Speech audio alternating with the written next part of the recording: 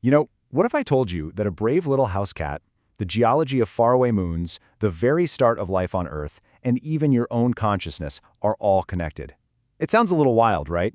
Well, today we're going to dive into 4 recent breakthroughs that are doing just that. They're changing everything we thought we knew about reality. So, let's get right into it. Okay, so picture this. You're scrolling online and you see it. This video that's going viral everywhere.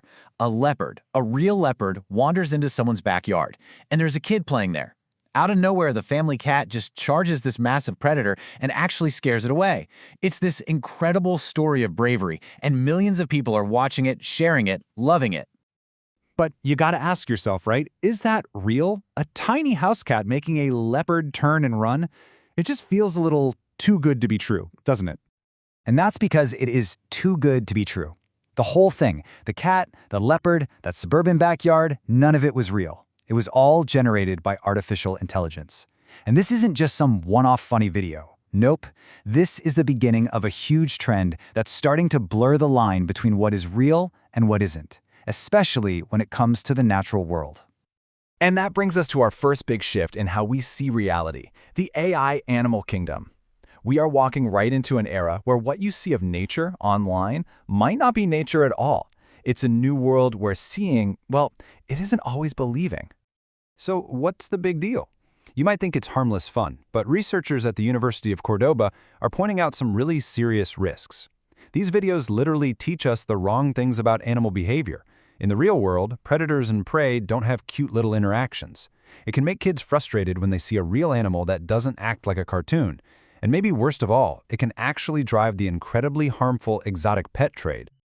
Just listen to what researcher Jose Guerrero says. He makes it crystal clear. Making an endangered animal like a leopard look like some friendly backyard visitor completely undermines the hard work of conservation.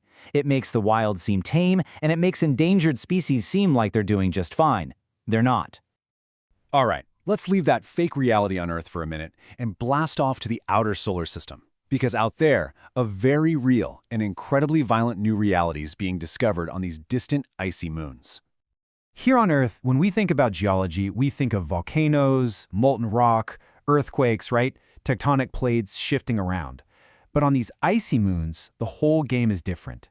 The main force isn't hot rock, it's water, ice, and the insane gravitational tug-of-war they're in with the giant planets they orbit. That constant pulling and squeezing creates something called tidal heating. And check out how this works. That tidal heating starts melting the moon's thick ice shell from the bottom up. As that happens, the pressure in the liquid ocean underneath just plummets.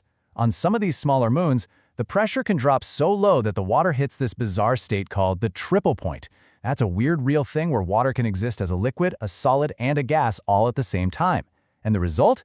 The hidden ocean can literally start to boil, and boil violently, carving out the massive canyons we see on their surfaces.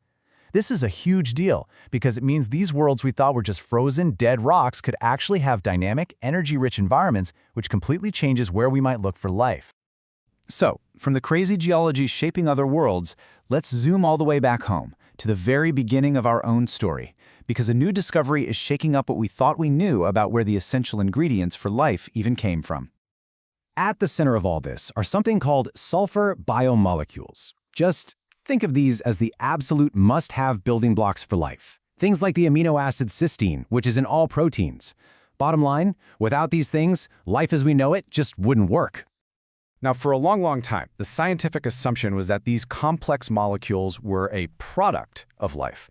In other words, you had to have little living things around first, working hard to build these molecules. The raw materials were there, sure, but life had to do the construction. But what if that whole story is backwards?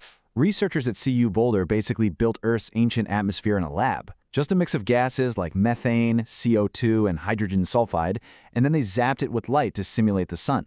What they found was incredible.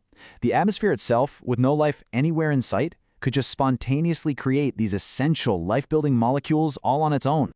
And we're not talking about just a few molecules. The amount they think was being produced is just mind-boggling.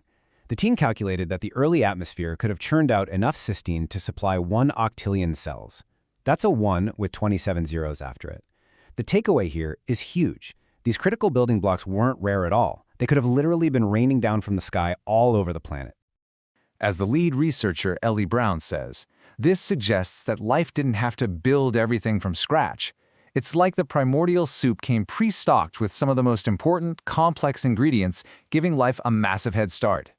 And that idea, the idea of life getting a head start, brings us to our final discovery. And this one might be the biggest mystery of them all, the nature of our own minds. There's a new theory that's redefining not just what consciousness is, but why it even evolved to begin with. So the theory goes that consciousness isn't just one big thing. It's more like an evolutionary ladder. It starts with a basic alarm system, that feeling of pain that screams danger. Then you get focus, which is the ability to zero in on one thing, like seeing smoke and connecting it to the idea of fire. And finally, you get reflexive consciousness, or self. That's the ability to think about yourself, to recognize you in a mirror, to think about the past and plan for the future. Okay, but here is where it gets really wild. Scientists looked at the brains of mammals and birds. Mammals like us, we use our cerebral cortex for conscious thought. But birds, like super smart crows, they don't even have that structure. Instead, they use a totally different part of their brain. But even though the hardware is completely different, both structures are super connected in a similar way, and they produce the exact same result, conscious thought. It's like evolution found two completely different paths to get to the exact same destination. The implication of this is just profound. If evolution can invent consciousness more than once using totally different brain parts, it suggests it's not some rare magical accident that only happened in humans. It might be a fundamental evolutionary tool, something way more common and way more ancient in the animal kingdom than we ever dared to imagine. So, after all that, where are we? We started with a fake video of a cat and somehow ended up questioning the very nature of consciousness itself. It's pretty clear that the ground beneath our feet, our very definition of reality, is shifting. Think about the journey we just took.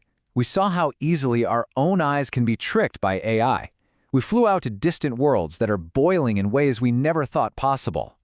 We look back in time to see that life itself may have had a cosmic cheat sheet. And we looked inward, only to find that the consciousness we prize so highly might be a common tool shared across the tree of life. Every single one of these discoveries is screaming the same thing. Reality is so much stranger, so much more complex, and frankly, so much more amazing than we ever gave it credit for.